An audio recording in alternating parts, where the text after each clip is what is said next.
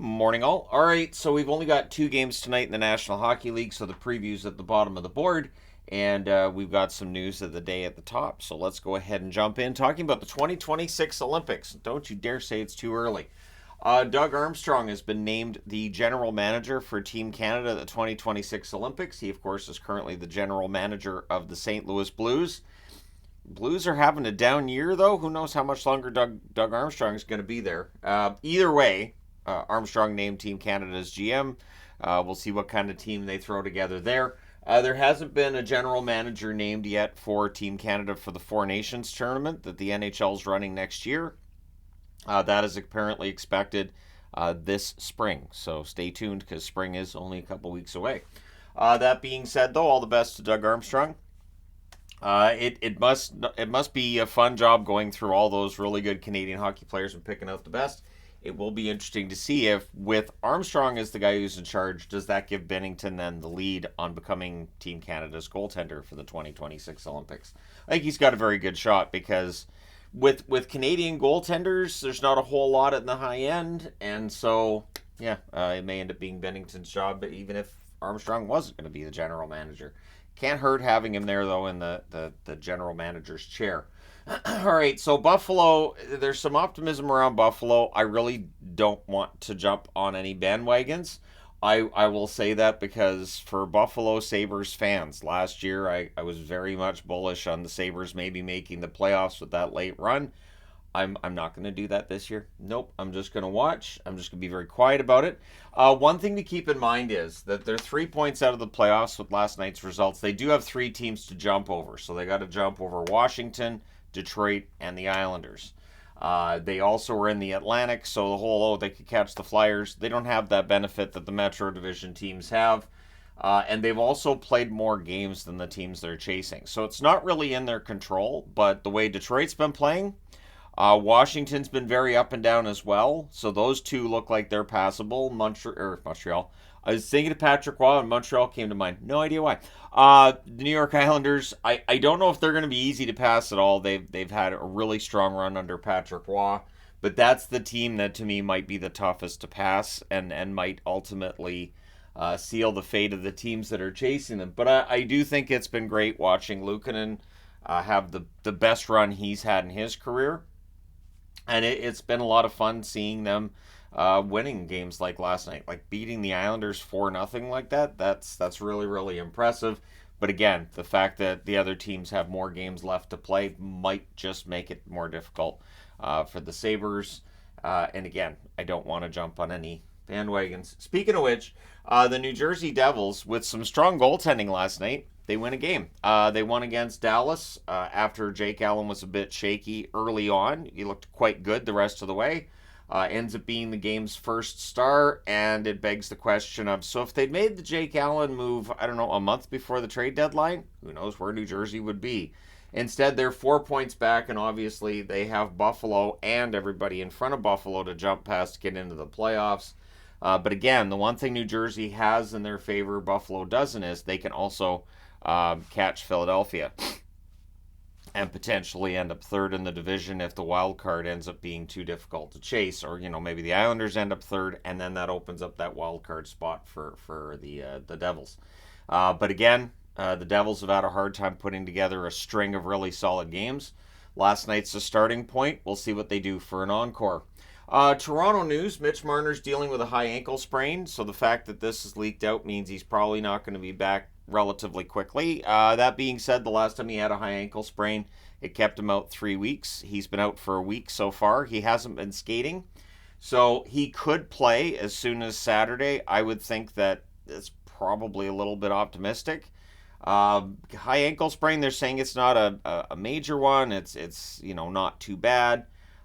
If that's the case, fine. We'll see what happens. But yeah, Marner being out of the lineup didn't seem to hurt the Leafs last night. They did pretty well. So yeah, maybe the Leafs will use this as a way of proving that they can overcome adversity and they're not just their core four players.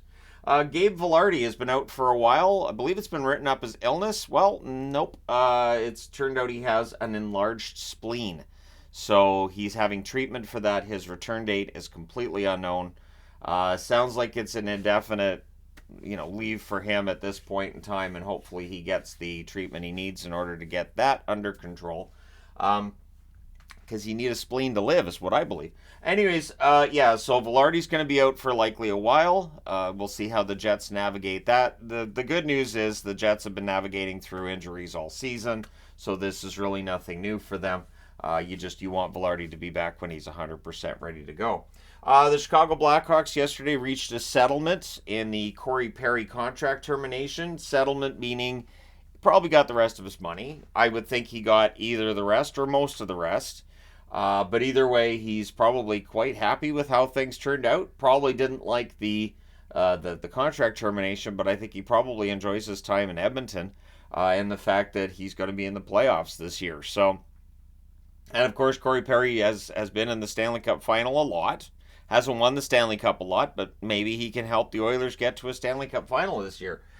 So yeah, the whole contract termination thing. Perry's kept his nose pretty clean in Edmonton thus far. So who knows?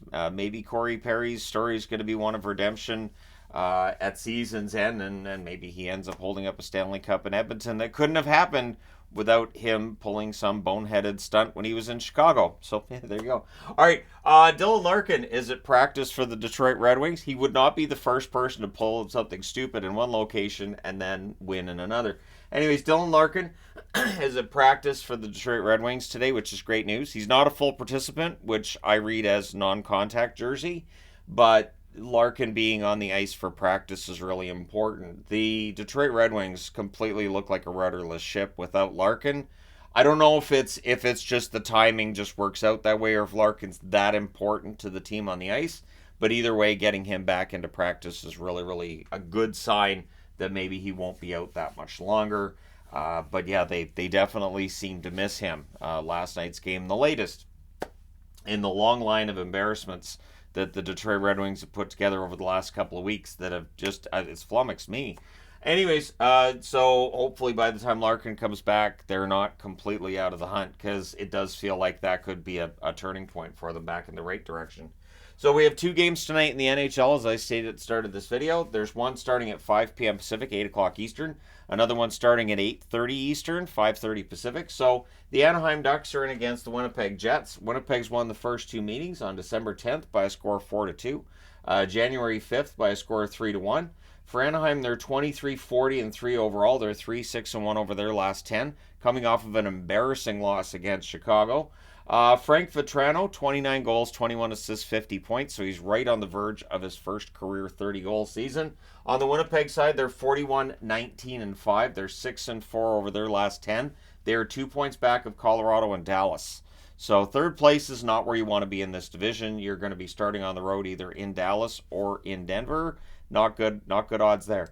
I thought I could hold off that sneeze, but nope. So yeah, if you can have home ice in the first round, I think that's key in the Central, and yeah, it could be a very, very interesting first round indeed. That being said, the team that finishes first could end up playing Nashville. So is that really easier? Probably not, but you'd be at home. All right, Kyle Connor for Winnipeg, 27 goals, 18 assists, 45 points. Despite the time he's missed with injury, he still has a very good chance at a 30-goal season. He is one of the better goal scorers in the West. 8:30 p.m. Eastern, 5:30 p.m. Pacific, we got the LA Kings and the Chicago Blackhawks. These teams haven't met yet. This is odd to me. We're so late in the season. This is the first of 3 meetings. They'll meet again March 19th as well as April 18th. So for the Kings, this is a really good chance to help separate themselves from that playoff line. They're currently tied with the Vegas Golden Knights. They're 6 points back of Edmonton. So the Kings are 33-21-11 overall. They're 5-4-1 over their last 10 games. Trevor Moore, goal scoring's picked up again lately. 25 goals, 20 assists, 45 points. He still has a real shot at 30 this year. Chicago, 18-43-5 is their overall record. They're 3-5-2 over their last 10. Bedard's really got it together lately. He's coming off his first 5-point game. 20 goals, 31 assists, 51 points in 52 games. So he's right around that point per game mark. And yeah, there's got to be some optimism around the Blackhawks right now. That being said, if the Kings can beat Chicago all 3 of those meetings, that's 6 points you're putting in the bank, and that's exactly what you want at this time of year. So the schedule maker maybe favors the Kings a little bit by giving them Chicago 3 times at the end of the year. Or does Chicago surprise them and knock them off? Let me know your thoughts in the comment section below, as always, including your winners for tonight's games. Don't forget to hit like and subscribe if you've not done so already. Thank you guys so much for all your support. I will talk to you again soon.